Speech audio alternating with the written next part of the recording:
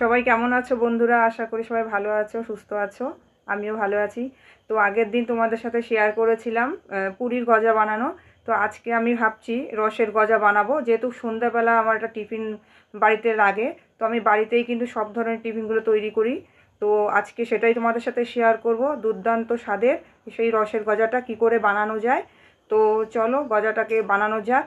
আর যদি গজাটা বানানো ভালো লাগে তাহলে অবশ্যই একটা শেয়ার করো আর লাইক কমেন্ট করতে ভুলো না। তো দেখো গজাটা বানাবার জন্য আমি এখানে কিছুটা পরিমাণ ময়দা নিয়ে নিয়েছি, আর এখানে খাই সোডা নিয়ে নিয়েছি। কেন আগেও আমি বলেছি যে কোনো খাস্তা জিনিস বানাতে গেলে কিন্তু খাই সোডা অবশ্যই একটু দিতে হয়। তো পরিমাণ মতো দিয়ে দিলাম খাই সোডাটাকে আমি। আর এখানে দিয়ে দিলাম কিছুটা পরিমাণ নুন,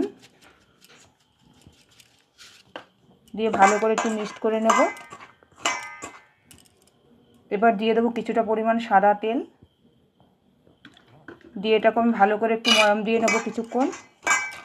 ময়দাটাকে দেখো আমার খুব সুন্দরভাবে ময়াম দেওয়া হয়ে গেছে, মানে মাখতে মাখতে দেখছি দলা পাকিয়ে যাচ্ছে, তাতে বোঝা যাচ্ছে যে ময়াম দেওয়াটা সুন্দর হয়ে গেছে।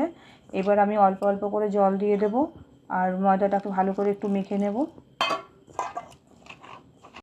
তো দেখো ময়দাটাকে বেশ আমি 10 মিনিট ধরে কিন্তু এরকম ঠেসে ঠেসে মেখে নিয়েছি খুব ভালোভাবে।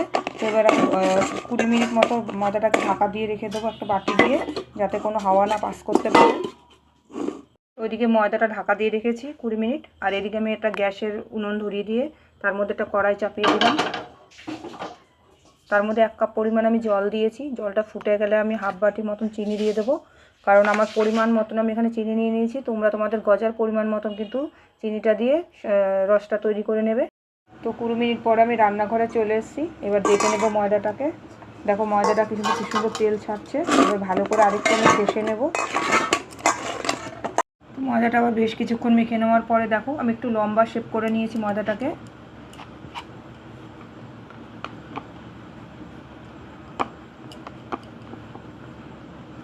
একটু আলতো করে আমি একটু বেলে নেব। তো দেখো একটু লম্বা করে নিয়েছি শেপটা আমি। তো এবার সাইডগুলোকে একটু চাকু দিয়ে সাইডগুলো অল্প করে একটু কেটে ফেলে নেব।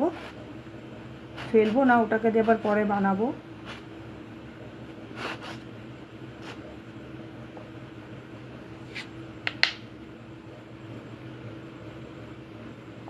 তো দেখো এখানে ময়দার ডোটাকে আমি ঠিক একটু লম্বা শেপ করে নিয়েছি।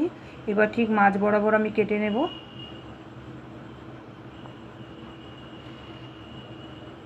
তো আমি এভাবে কেটে মাঝ বরাবর দুভাগ করে দেখো ঠিক দুটো ভাগ করে নিয়েছি। এবার আমি চৌকো চৌকো করে গজার শেপটা করে কেটে নেব।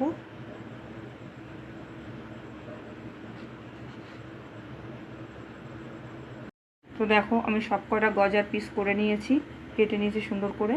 এবার কড়াইতে তেলটাও গরম হয়ে গেছে। তো আমি এক এক করে গজাগুলোকে ছেড়ে দেবো তেলের মধ্যে। গ্যাসের ফ্লেমটা কিন্তু কমিয়ে রাখবো আমি, আর অতিরিক্ত হিটটা দিলে পুড়ে যাবে গজাগুলো আর ভালো হবে না। সেই কারণে কিন্তু আমি গ্যাসের ফ্লেমটা কমিয়ে কমিয়ে ভাজবো গজাগুলো। তো দেখো বন্ধুরা গজাগুলো কিন্তু তেলে দেওয়ার পরে কী সুন্দর দেখো আস্তে আস্তে ফুলে উঠেছে। আর রসে দিলে তো তারপরে আরও সুন্দর হবে। আর তোমরা যদি ভালো করে পুরো ভিডিওটা না দেখো তাহলে কিন্তু বুঝতেও পারবে না, শিখতেও পারবে না। এই দেখো এরপর থেকে কিন্তু যদি আমার ভিডিওটা ফলো করো তাহলে তোমাদের আর দোকান থেকে গজা কিনে আনতে হবে না। কত সুন্দরভাবে দেখো গজাগুলো এখনই হয়ে গেছে। তো দেখো গজাগুলোকে আমি ভেজে নামিয়ে নিয়েছি, কত সুন্দর হয়েছে গজাগুলো। এবার ওদিকে রসটাও কিন্তু বেশ ঠান্ডা হয়ে গেছে। এবার আমি রসের মধ্যে গজাগুলোকে দিয়ে দেবো।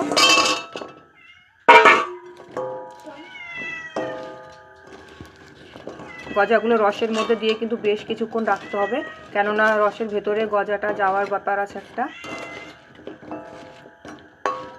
এবার কিছুক্ষণ আমি রেখে দেবো। তো বন্ধুরা আজকে আমার গজা বানানো কমপ্লিট। দেখো কত সুন্দর গজাগুলো হয়েছে।